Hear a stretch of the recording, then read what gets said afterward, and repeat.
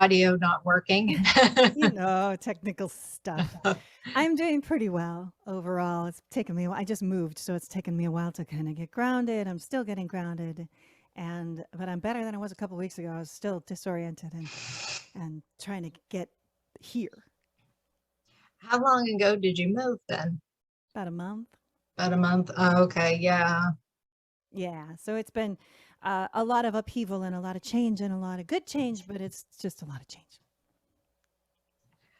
Uh, so how are things there? Are they pretty nice? It's gorgeous here. I'm in Washington State on Whidbey Island. And it's spring and it's sometimes very, very rainy, but it produces a lot of beautiful things. Lots of flowers and trees and ferns and moss and water. So it's great. Do you like it better than Arizona, or do you kind No, of I miss? have to say that I do. There's things I miss about Arizona, of course. However, I was a desert girl for a long time, and now I feel like I'm in the land of the mermaids and fairies, and it suits me. That's good. That's good. Yeah. Uh, so tell us a little bit about yourself. Give us some background for those who may not know. Oh, wow. I haven't really talked about myself in a while. Thank you. I was raised in Wisconsin. I'm a farm girl, but I always had this itch to do performing, and I was always a singer and an actor and a dancer growing up. So I got my degree from the University of Michigan, Bachelor of Fine Arts in Theater Performance, and I moved to New York City and really worked on a career in theater for quite some time, and then had this really wonderful experience in Ireland where I was going to all the ancient sites, had this sort of, I suppose, an epiphany that I wasn't really cut out to interpret other people's material. And I started moving towards music and created a show with my mother called Stories in the Stone, cabaret, sort of Irish Celtic cabaret. And from there, I moved on to recording albums, even though my first album I recorded when I was 16, that very few people will ever hear, and really moved more towards music. And I bring that performance aspect into the stage of musicianship and touring and being a full-time musician for over 20 years. Then, of course, the lockdowns happened, which changed things a lot. I started doing online shows, which I was doing, I don't know, maybe 6 years before the lockdowns. So I had that wonderfully had that experience previously and have been focusing on that and writing, recording, and producing more in the last 2 years than touring and live performances. So, um, what did you do during the lockdowns, if I may ask? Yeah, it was a huge shift for me. I really went through kind of an identity crisis because I was so accustomed to live performance and touring. So I focused on the streaming concerts and providing content for my Patreon subscribers. So I write and record a song every week and make that available to my subscribers. So if you were interested out there and you wanted to hear more songs, I have over 170 recordings on Patreon to date and adding new ones all the time. So I really focused on that. And there was always the question of what's next, because life as I knew it for so many of us had changed. And now that things are opening up, people are asking, well, are you going to get back on the road? Are you going to do shows again? And my answer is different than it would have been before. Now I'm feeling like, it would take a lot and a lot of different things for me to go back to touring. And I will never, ever tour the way I was doing it before. It really wasn't particularly sustainable. And in a way, the lockdowns gave me a solid. It helped me out to get off the road. I would never have gotten off the road unless I was sort of pushed off the road, as it were. So I did a lot of creating, recording, organizing, getting grounded, and evaluating what's next. I think so many of us are looking at, okay, what's next? And my career has been theater to start out with, and then music and singer songwriter, writing, recording, producing, and also comedy. So the comedy's been it's been very hard for me to not be doing that aspect of it because it's very hard to do comedy live to a screen. It's really best to have an audience to connect with, shape with, mold with, play with, laugh with. And I've been missing that. a lot. Two questions kind of molded into one. How does one become a Patreon fan? And two, um, you mentioned that you probably wouldn't be doing, the same things that you were on the touring before. It would kind of change up a little bit. What did you mean by that exactly? That Mm. certain things would have to change. Gotcha. Thank you. So, first question, how to become a Patreon subscriber. First of all, Patreon, for those who don't know, is a platform where creators of content can provide that content to fans and subscribers through a monthly subscription basis. So for my Patreon, it's as low as $1 a month as a thank you. We support you, Celia, up to $50 a month. And most people go into the $10 range, which is a song every week on my Patreon. $5 gets you a song every month, and then the $20 range is for the concert club, where when I do online concerts, the Patreon subscribers in that tier are never asked to support monetarily when I do those concerts. So that's just a little idea of how it's set up. My Patreon is patreon.com/Celia Farran. That's CELIA, capital FARRAN. And you can find all kinds of creators on that platform. I'm sure you're familiar with it. A lot of podcasters, comic strip makers, books, authors, and musicians, poets. Anyone who's creating content could make that platform useful. Especially for me, it was useful during the shutdowns because my bread and butter was doing live concerts on the road. And that changed very dramatically. So that's how you get to Patreon, and that's what that's about. And right now I have over 170 songs available to anybody who subscribes now at the $10 level or above. And then how would I do it differently if I was touring? Very good question. I felt like I was in more of a scarcity mode prior to the shutdowns because I would take whatever I could get and try to book as many shows as possible in as little time as possible. And when I go back and I think about what I've done and how arduous the road is and how challenging it is to adjust, adapt, conform, change, deal with, fix, solve constantly. That's what the road is like. And part of me really enjoyed that. It appealed to me because I like those challenges and I like to be productive and I like to rise up to the bar and, no pressure, no diamond, that sort of thing. However, over time, and mind you, I've been doing it for 20 years, there's a toll that it takes on the nervous system. So it was like, I don't know, maybe 3 months into the pandemic and the lockdowns where I realized that previously my nervous system had been jacked up to here. And until I grounded and it got jacked up pretty high when we learned that we weren't going to have any shows, and all of the shows I had worked so hard to book just fell like dominoes. They were just gone. My calendar instantly became very, very clear. So after I came to accept that and we came to a new way of doing things, my nervous system calmed down, and I realized that being on the road in that way for me was not healthy. It became normalized. It became what I was accustomed to. Now people are asking, are you going to go out and tour again? When's your next show? Are you coming to my area? And the answer is you would have to make it very, very worth my while to tour the way I did before. What I would prefer is shows that are set up 6 months to a year in advance, which is pretty much what I was doing before, with a steady, guaranteed audience, so that I know that the efforts that I'm making, traveling across the country, sacrificing good sleep, good food, healthy routines, is going to actually turn into something, not just monetarily, but also growing the fan base and being able to reach more people. And a lot of times what I would do before is, I've got a Wednesday free, let's see if I can squeeze a house concert in there, and maybe 10 people would show up, and I'd feel like at least I reached 10 people. And now the at least part is not so attractive. Now it has to be worth it. So will you probably then be giving more concerts online? Yes, that is the plan, to continue doing that. And that's something that I offer my Patreon subscribers anyway. I have been taking a little bit of a break from it as I've been moving. So I'm begging forgiveness from my fan base, saying, please just give me a break for a little bit. I need to regroup, reorganize, and then I'll come back much stronger than before. But those online concerts have really been the way that I've kept the performance aspect going. But as you know, if you're doing Zoom things, it's just not the same talking to a person in person or having a live audience versus talking to a screen. So I miss it. I really do miss it. Do you think you'll still add that same, like you said, doing comedy through Zoom when when you can't quite see your audience is very difficult.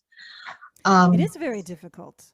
And I did do a concert. I didn't do it this year because I was literally moving during the time the concert was to happen. I did an April Fool's concert called a No Fooling concert where I primarily did all comedy. So I mean, there's probably a lot of people out there who are watching this who have never heard of me, have no idea who this person is. But what I like to do is combine the silly with the sacred. So my voice is very much like the Celtic woman kind of a voice, but it's a bit stretchier than that and a little grittier sometimes. So I have this voice that's very angelic and it oftentimes opens people's hearts. But then I'll also do something crazy, like with my hair, I'll put it up and I'll become this character, kind of like Gilda Radner would have done on Saturday Night Live, and do something completely zany and open the heart in a whole new way with laughter. So I have this kind of a mixture of things that I do in live performances. Not easy to do the comedy so much with a screen, and I miss the interaction. So I have done it, like with the April. You can go look that up if you're interested. You can go to YouTube, Celia Farran, No Fooling, and you'll see that whole concert. So all the concerts that I've done during this time are also still available for replay. And then I'll put comedy sometimes in a concert, live streaming. But honestly, it's not as easy and it's not as rewarding for me either to do it, because it's all about timing and having an audience to respond to within that timing. However, one of the projects that I am excited about in the near future is one of my most beloved characters is named the Trestlefoot Fairy. And she is a little pink fairy. She's irreverent yet innocent. And I have designs on making her a puppet so that I can start doing sketches on YouTube or streaming options and design that comedy for not having a live audience. Design, like there's so much content out there that is, Instagram or TikTok that is designed for social media. And so I'm looking forward to doing shorter vignettes and little funny things with the puppet when she arrives, which is a much different formula than a live show with a live person. So look for that. so will you be interacting with the puppet, or I will it just be might. the puppet? Oh, there you go. Yeah, there'll be a green screen. There's all kinds of things we can do now with technology, and I'm looking forward to that creative process as well. And then introducing, I would love to do something like what you're doing, where the puppet interviews people. Oh, that would be great. Wouldn't that be fun? And so I Yes. know so many wonderful people who also know wonderful people, and I'm sure you've gone through a process of how you find your guests, and so I'm looking forward to having her interact with other people in that way. And so I'm going to have to get really good at putting my arm over my head and watching the screen. So that'll just be a whole new, a very different creative process than what I've done so far. So do you come from, your music is folk, traditional, Irish, comedy, things like that.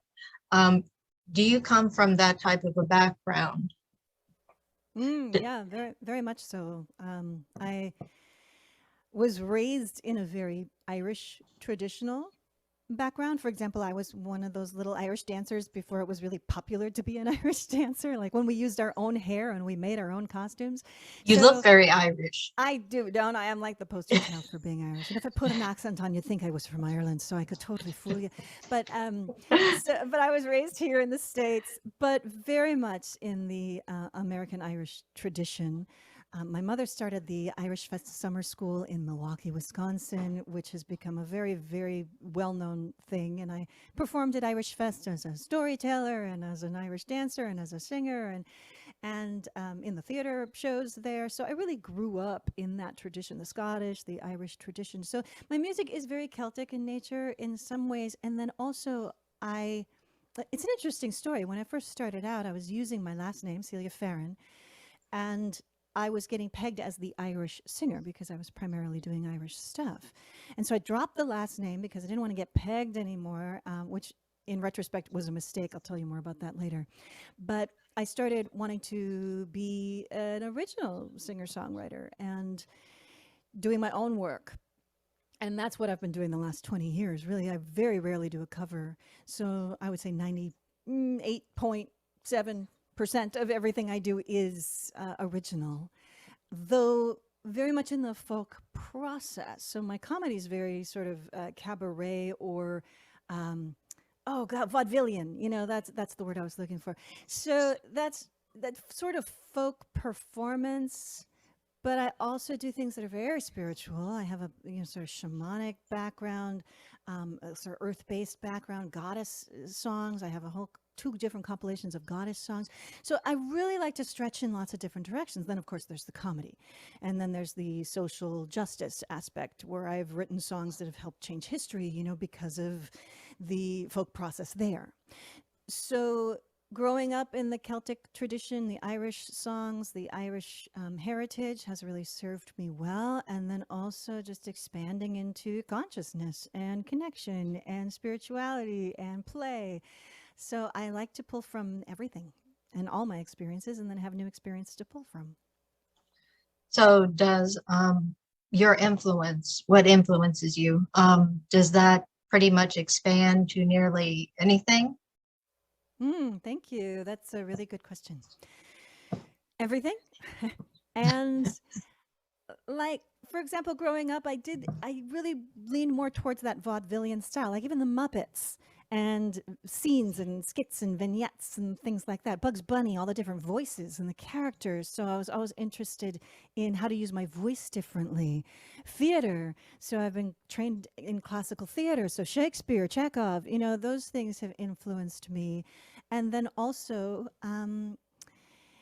life in the way that I believe as artists, we have a responsibility to tell the truth in the best way that we know possible.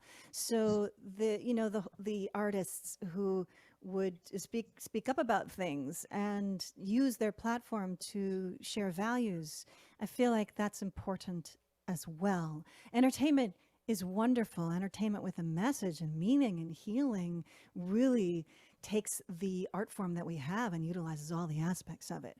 So I like to do things that open people's hearts, bring joy, also cause thought and retrospection, go to a more metacognitive, I don't know if that's a word, space. And I'm not a very flowery lyricist so much as a very direct lyricist. I like I've to noticed. yeah. So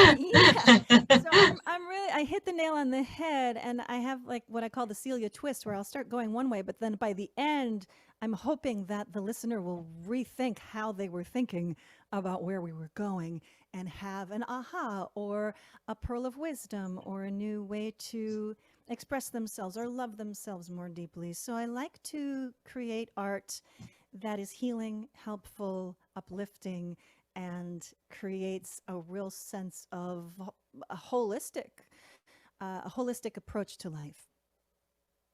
Is there anything going on right now that you feel more people should be aware of or speaking up about? Sure. Yeah. And some of the things that I've addressed in my songwriting, the song that I mentioned I would share with you about before, how it changed history, was I wrote a song called Symbol, which was really for religious tolerance and freedom. When I wrote it, I had no idea how accurate the song was because I didn't understand the issues quite yet. But as it's, I don't know, other artists out there or people who are creating, if you've ever pulled something from the field and didn't even know what was happening and later realized how accurate the information that was coming through was. That's how it was for that song. And it was about a soldier who was killed in Afghanistan. His name was Sergeant Patrick Stewart. And he wanted a pentacle on his grave marker as his emblem of belief. And I believe because the powers that be, who were in charge at that point, did not fully understand that religion, they denied his request. And a whole group of people, including the organization called the Americans United for Separation of Church and State, got together, sued the VA, and said, no, you really have to honor this soldier's request for his religious beliefs, because we're in a country where the foundation is based on such.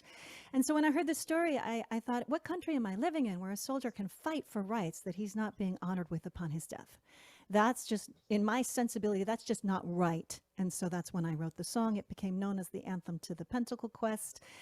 Now, as a result of a lot of people's efforts, including Selena Fox and the Lady Liberty League and Americans United for Separation of Church and State, and a lot of people putting their personal lives on the line, any soldier who falls who wants a pentacle can have it, as well as now the Thor's hammer has been approved and the Awen symbol. So I'm very proud of that, because I really believe in freedom. I believe in freedom of religion, no matter what that religion may be, freedom of belief, freedom to be our authentic selves.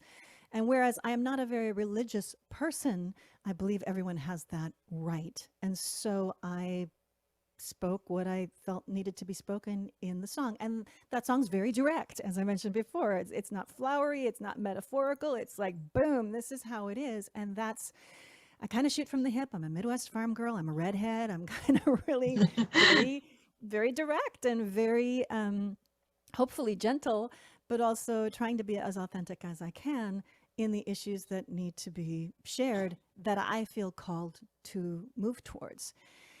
So just recently, we have an issue with Roe versus Wade being overturned and women's bodies. And so I wrote a song quite a while. And this is actually the Trestlefoot Fairy. She has a song called Dr. Bronner's Makes Your Hoo-Hoo Tingle. And so she wrote a verse about, keep your laws off my hoo-hoo. And that is not in recording anywhere at this time. But when things come up like this, I feel moved. Like maybe now's the time to get that out there in recording, because it's relevant. Yeah. Also, I just did a post on Facebook recently about how I don't watch the news for my own personal reasons. And I wrote a verse in a song that's part of the Green Album project. And the song is called I Will Not. And it's about all the things that I choose not to do anymore as my own personal vow to myself, and also my vow to this planet and this earth and my communities. And one of the verses is, that television don't produce my news. I'm much more picky about the truth I choose. All this hate and war will bring us more. I mean, don't ignore it, but gosh, don't let it control you. So that's sort of how I write about what I think is important. And I'm careful about what I choose to write about. And I learned how, when I wrote Symbol, how it changed my life.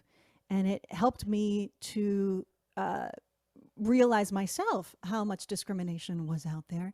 And also, I met a lot of people who that song affected deeply in the pagan community. And those folks are my friends and my fans now in my community. And I've performed at a lot of pagan festivals and goddess festivals and earth-based festivals, as well as at a lot of churches that are more Christian-based. So I have room for all of it. I believe that as an artist, we really walk between the worlds to connect whoever needs to be connected with whatever they need to be connected with, and then really take the ego out of it. It's not my job to tell you how this is supposed to land. I'm just delivering it. That is wonderful. And that's the wonderful thing about music too, is that it's supposed to bring people together. It's not supposed to be a divide. It's, to me, when I hear it, I don't care who sings it or anything else, but when I hear the song or hear the lyrics and the music, it's so freeing. It's so powerful, it's like it can heal so much. Agreed. And that's what I love about music, is I feel like it can move the world. Yes, sister. Well, I mean, really, music is vibration, right? Vibration is energy. Energy moves things. I mean, the science backs that up. So tell me, you were into theater. How long did you do theater for? Hmm. Well, I was raised in theater as well. I started performing on stage at a very, very, very young age, and then got my degree at the University of Michigan. Went to New York City, and that span was about. I would say I moved from theater to music in my mid 20s. So, and I still use the theater on stage today. Like the training that I got as an actor and in the theater is invaluable, I think, for life. Some of the best skill, listening, being present, interpreting, also having the presence to stand on a stage, to the confidence to be in our own skin and also transform into other skins within that skin. I think it's really been healing for me, that particular training. But the last, I think, theater show I ever did was in New York City. No, that's not true. That's not true. I was in a production from with a theater company called First Stage Milwaukee as a child in their very first season. They're great. What they do is they have child actors alongside professional actors, so that kids can have an opportunity to experience the professional theater. And then also they're doing material for kids to come see. So it's an expansive way of looking at it all. And so I was in the first production, maybe I was 13, 14, maybe 15 years old probably when I was in that. And then I came back and I became the first actor to come back as a professional actor. That was the last theater show I did, and it was A Wrinkle in Time. I played Mrs. Witch. But that was quite a while ago, and I miss the theater. I really do. I miss the camaraderie, the connection, the ritual of it. I miss, 15 minutes call time, places. I miss so much about it. And yet my career just took me in a different direction. It was more practical for me to do music and be an independent artist so that I could be in control of my content and also my income. When you're interpreting other people's work, you're always at the mercy of being hired for the position, for the job, for the gig, right? Yeah. I'm a, Capricorn, really go-getter, very production-oriented person. So it suited me better to be in control of those things and become a musician and a creator in that respect.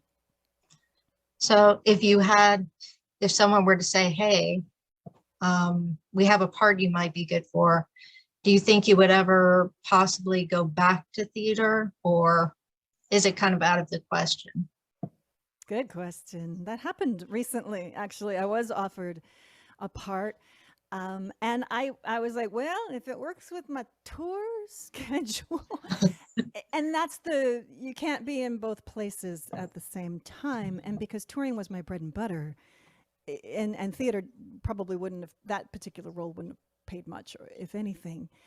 It's not practical for me. If I got the right situation, would I say yes? Absolutely. And that did happen early on in my career. I got hired as the lead actress in a show out of Denver, which is an original material show by Lon Van Eaton.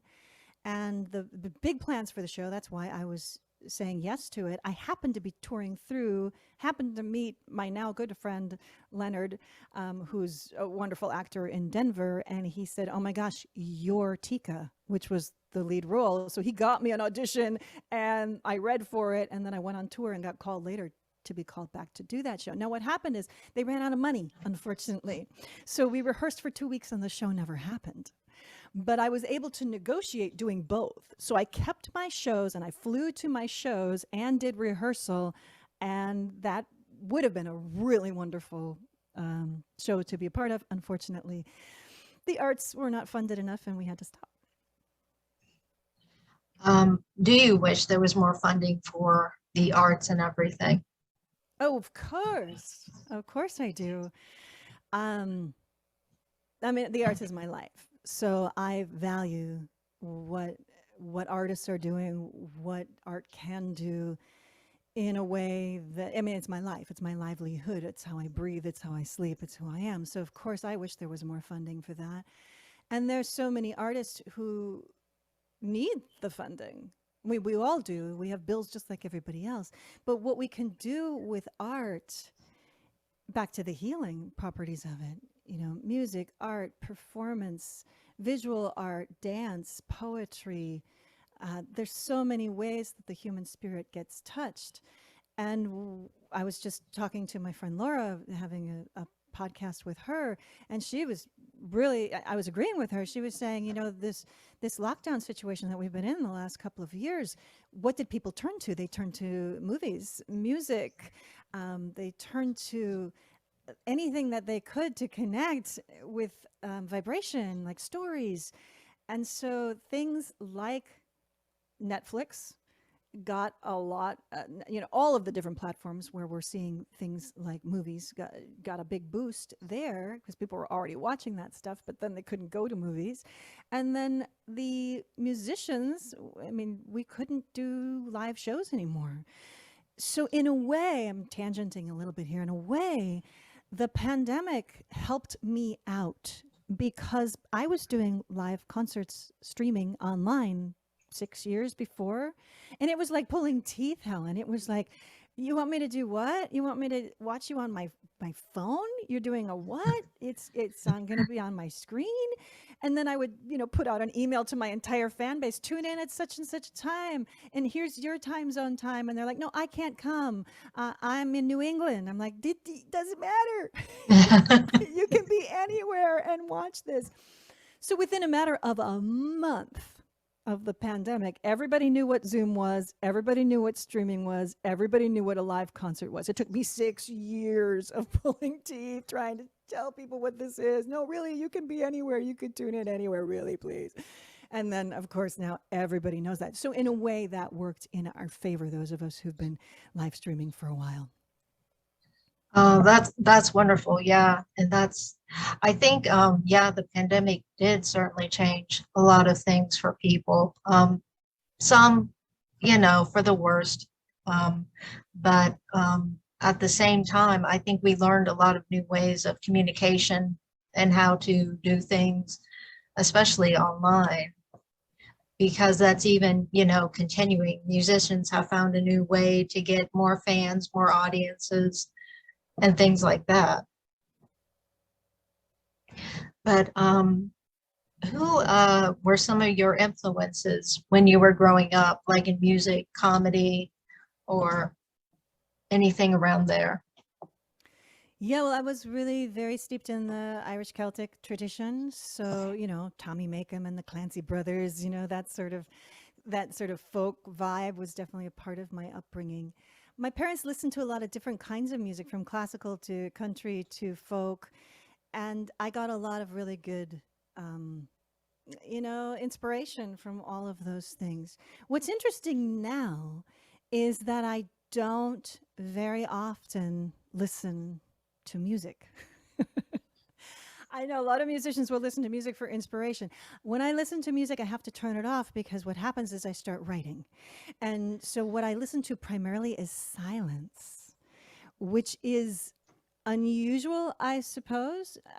We're in a culture where there's a screen blaring. Even you go and get gas and there's a screen trying to sell you the drink inside that's 50 cents off because you put $5 in your tank, you know. So we're getting talked at, spoken to, music at everywhere we go. You can't go to a restaurant without hearing music in the background, and it doesn't matter if you don't like the music, it's going to be what's playing.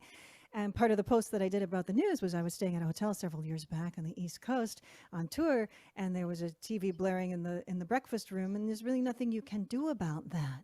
So I opt for silence, even when I'm driving. I mean, 8, 10, 12 hours at a time when I've driven on the road, it would be silence.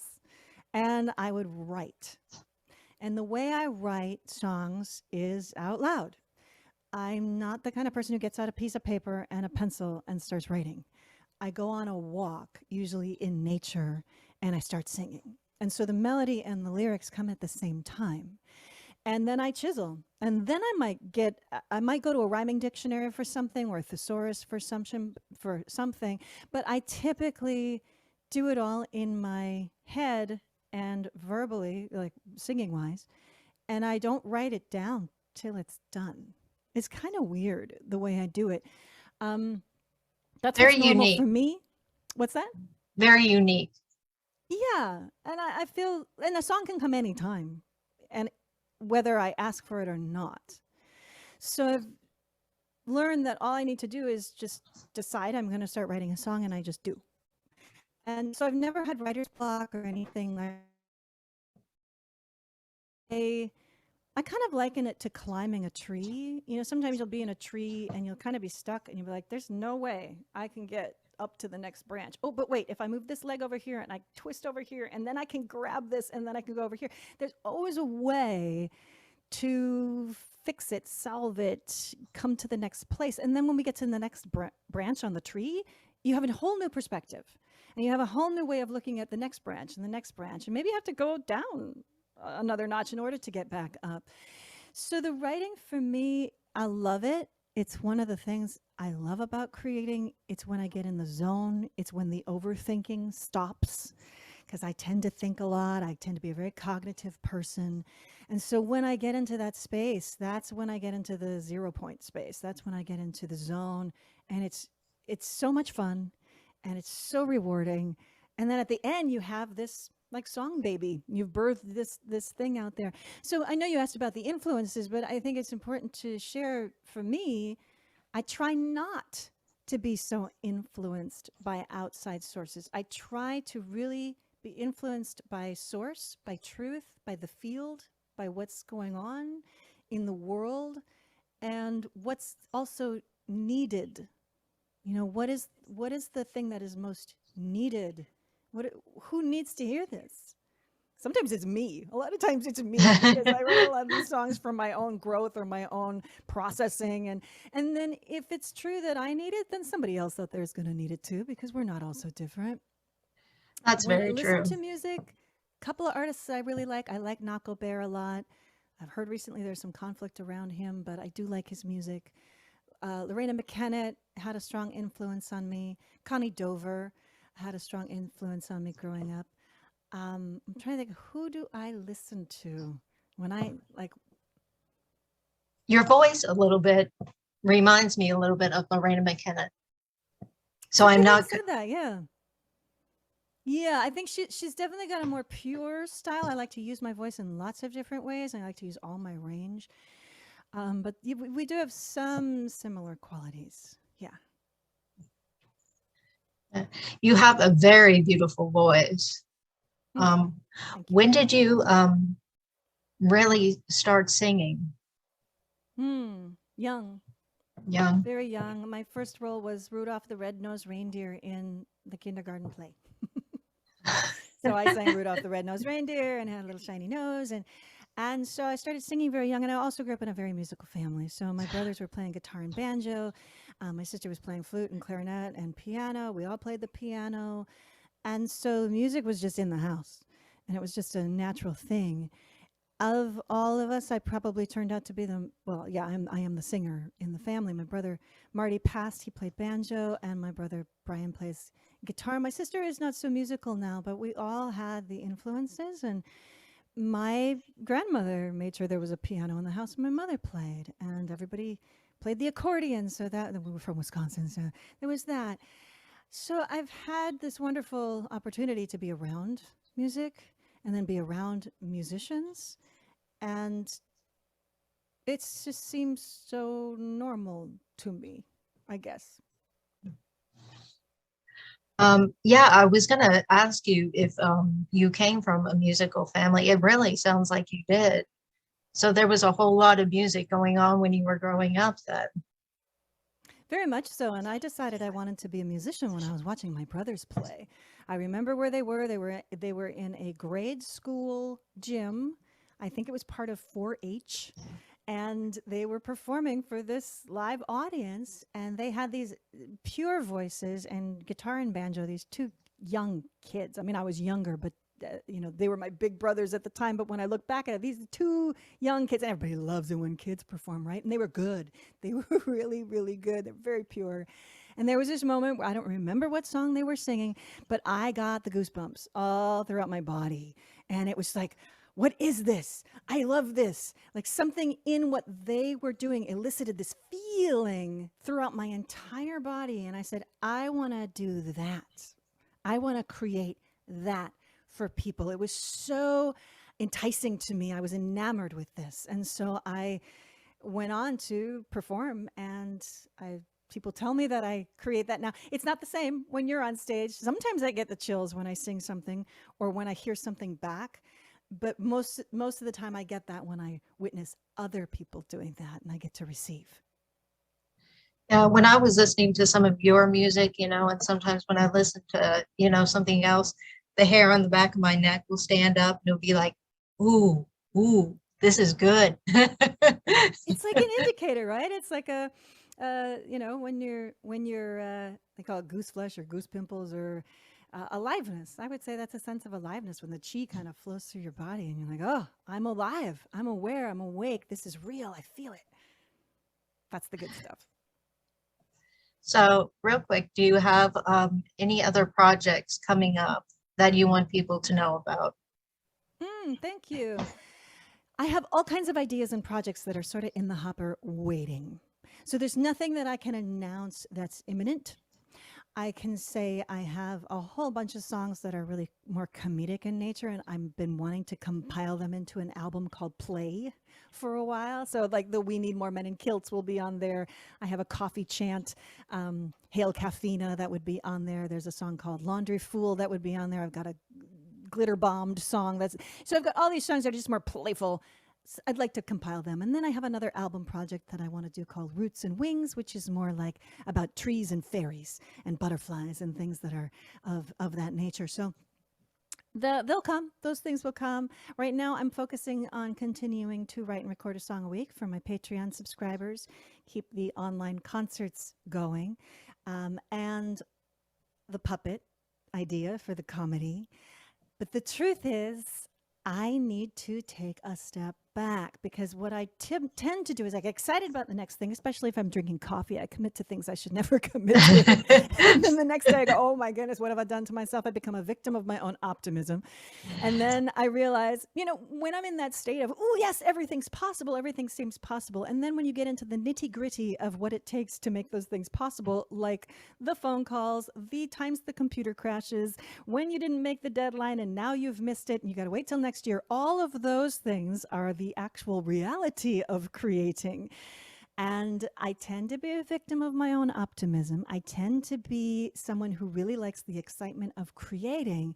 So I've spent more time on that than I have on the business side of things and on things like actually getting paid for streaming and the licensing. And so my need right now is to take a step back, not say yes to the next project, be prudent, and focus on getting all my ducks in a row and patching the holes in my ship. Like for example, right now you could go to Spotify, you'll hear my music play, but there's an image of another Latino artist named Celia. So I've tried in all these different ways to get that fixed, and it just hasn't been working. And in the past, I had to just drop everything and go do the show and then come back and go, what was I working on? And without having a team of ministerial people doing that, it's a lot for an independent artist to keep track of. I'm very grateful that my right and left brain are very well matched. However, it's still too much for one person. And I tend to, overestimate what I can do sometimes. And then I pay for that later. So all of that is to say that, yes, there's lots of projects, lots of ideas, lots of things I'm looking forward to creating. And I'm being more wise and more mature now than I ever have been, knowing that I need to take a step back.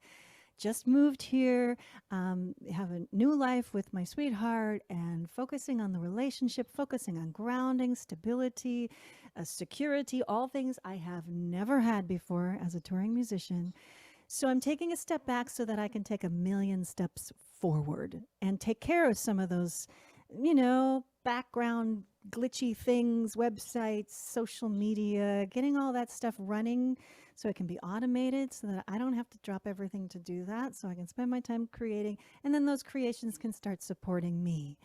And that's the goal right So what will you be doing to relax? What now. sounds good? I love to nap. People say, you get so much done. How do you do it? I say, I sleep a lot.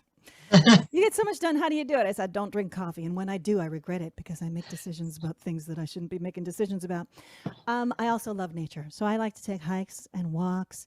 And there's beach property, not property, that's not really beach access everywhere here on this island. So going to the water, I love to meditate. I love to do yoga. I love exploring what my mind is capable of and reprogramming my mind. I love digging. I know this is me relaxing. I love going into like my belief system and changing it and healing the past wounds and traumas. That to me clears up more energy so that I can create more and be a better me so that I can leave this planet having made a difference. So I love time with my sweetheart. I love there's things that I haven't been able to do, Helen. Like for the last 20 years, I haven't had a steady kitchen. So I'm getting into baking.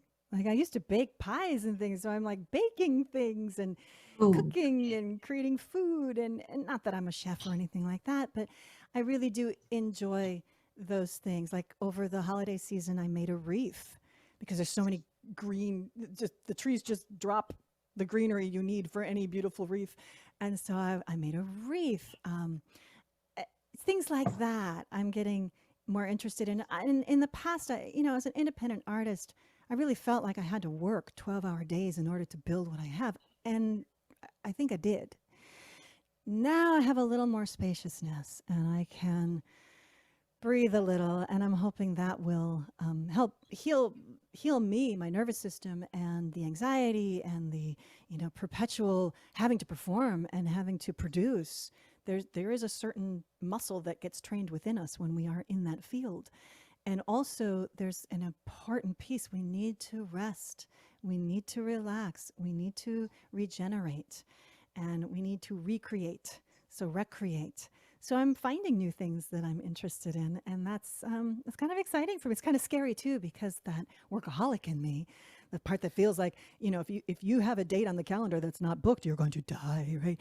That part in me is being challenged.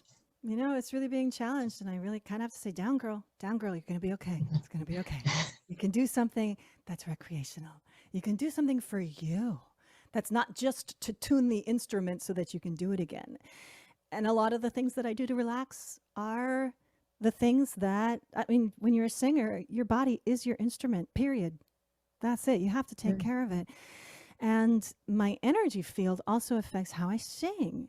And I didn't really get that when I was younger, but now it's very, very, very clear to me that, I don't watch the news for that very reason. Because if I'm a conduit and I'm a channel and I'm putting all my anxiety out into the world when I sing, I'm part of the problem, not the solution.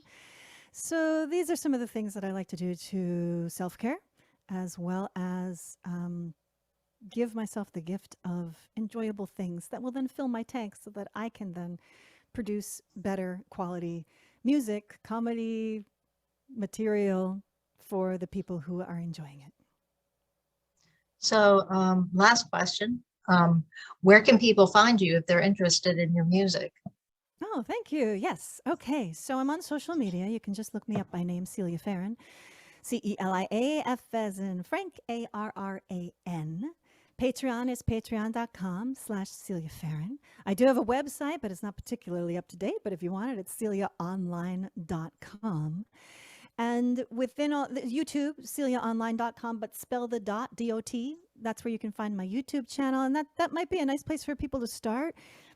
That's where all the past concerts are. So the past concerts I did that whole year of the shutdowns, I did a concert at least once a month and a themed concert. So you can go back to any one of those concerts and very rarely hear a song twice or in the same context. So, for example, last year at this time, I did a Mother's Day concert called Many Mothers, and it was really about mothering and nurturing each other and connecting in that way. I did a We Need More Men in Kilts concert, which I think you said you were watching before, which is all really more Celtic in style. The April Fool's concert, that was really much more playful. I did a Lunasa concert. I did a concert for very popular concert that I've done for Imbolc, which is celebrating goddess or Saint Bridget, a very healing concert there. So there's just a really big cross section of different material, and each concert had a different theme. And I realized that was also I set my workout for myself in doing that, because every show I had to create a new show. But there's lots of really great stuff there on YouTube. CeliaOnlineDOT.com, and you can reach out to me if you want to. Email Celia at CeliaOnline.com. And I'm very reachable. So on social media or whatnot, if you comment on my stuff, I usually like it. If you send me a note, I respond. You reached out to me, and that was lovely to hear from you. So there's nobody in between me and the social media. You can feel very comfortable just reaching out and saying hi, and I always love that. Real quick, can you give the Patreon web link again? Oh yeah, patreon.com/Celia Farran. And Patreon is spelled Patreon. And there's lots of great artists out there. Most of my friends who are musicians are also out there, and it's really been a lifesaver for us, especially in these times where our livelihood got compromised and we had to find new ways to do things. So again, if you become a Patreon subscriber, there are over 170 songs accessible to you to download on my page, and then also lots of concerts available, lots of content. I love to be generous. I mean, why die with the music in you, right? Well, thank you so much for the interview. I greatly appreciate it. Thank you, Celia. Oh, you're so welcome. Thanks for reaching out to me, Helen. It's a treat to meet you, and I feel very honored. Thank you. Thank